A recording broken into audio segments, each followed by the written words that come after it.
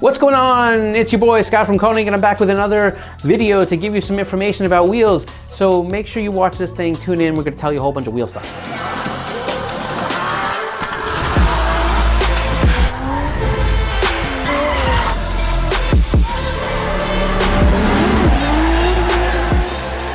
Before we get into this fine video, make sure you like, subscribe, do all the things that we beg you to do at the beginning of every video. No, please, I'm begging you.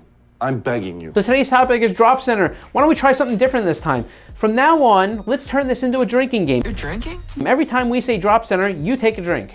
No! All right, I'm kidding. Don't do the drinking thing. That's far out of my wheelhouse to promote. Anyhow, listen, let's talk about drop center and why it's important to you, especially when you're trying to pick wheels. So we start talking about drop center, this is what we're referring to. This is the drop center on the wheel, and it has some effect on the fitment of your car, and we're gonna talk about that right now.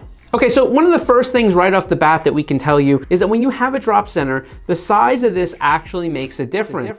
Size matters. And you've seen wheels that may be reverse mount or standard mount, and that changes where the drop center is. But the one thing it doesn't change is this drop center easily changes the diameter of the inner barrel. Regardless of how the wheel mounts and where the drop center is located, this is usually going to be the narrowest point on the inner barrel diameter. So the diameter in here. And one reason that that is so important is the taller the brake you have, the more likely you could be to hitting this drop center. Just keep this in mind, because when you're doing big brake kits or anything like that, especially if you already own the wheels, going with a wheel sometimes that is too small in diameter, this is where you're gonna hit. So one of the other things that you should know about drop center is actually how it affects TPMS. You need to have a certain size drop center at a certain angle to be able to make a wheel TPMS compatible. So the sensor has room to obviously sit inside the wheel and tire, but also so that it can mount correctly and flat against the flange of the wheel. So this is why a lot of 2-piece and 3-piece wheels tend not to be TPMS compatible. See, when you work those big lips in and you have to push the drop center to the other side of the wheel, or sometimes eliminate a lot of that drop center height, you really don't have a place for a sensor. So you'll see different adapters that they'll sell to kind of retrofit your sensor inside the wheel. But essentially, that's why so many wheels, especially when they're going to be flow formed or cast, even 1-piece forged, are going to be TPMS compatible by making that drop center just a little bit taller and putting it on the right angle. So now when it comes to drop center, the drop center is not always in the same location. It moves according to the wheel design. I like the way you move. So if you have a wheel that's going to be more face forward, the drop center is going to be closer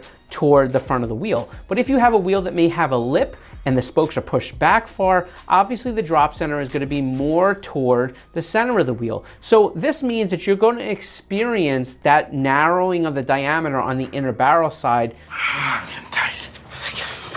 sooner or later, depending on what your wheel style is. So keep this in mind, especially when you're choosing those big brakes. So I kind of mentioned this prior about the reverse versus standard mount, but what you should know about them. Reverse mount essentially means that the wheel has to be mounted upside down. That means that they'll mount the wheel face down, and that is because the drop center has been pushed to the back. This is typically something you see on truck wheels and anywhere where you're going to have a really large lip. But just understand that that really does impact where that barrel gets narrow and where the diameter starts to get a little bit squeezed down, and how that affects when you're putting the wheel onto your car. If you have a big brake kit in a reverse mount wheel, you're going to hit some of that brake diameter narrowing right in the beginning when you go to put the wheel in the car. Whereas on a standard mount, you'll hit that much later. So you'll be able to get the wheel onto the car much further before that drop center would even be a problem. So again, drop center is not this huge thing that you need to understand. However, I do think it's helpful, especially when you're picking wheels and choosing wheels and deciding when you're going to make mounting and balancing arrangements,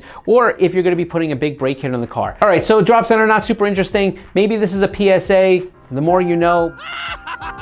Maybe it's one of those things that just gives you a little bit extra information. Either way, that's what we're here for. We hope that you found this interesting, or at least found a little helpfulness to it. Anyhow, have any other questions, throw them down below. We will catch you on the next one.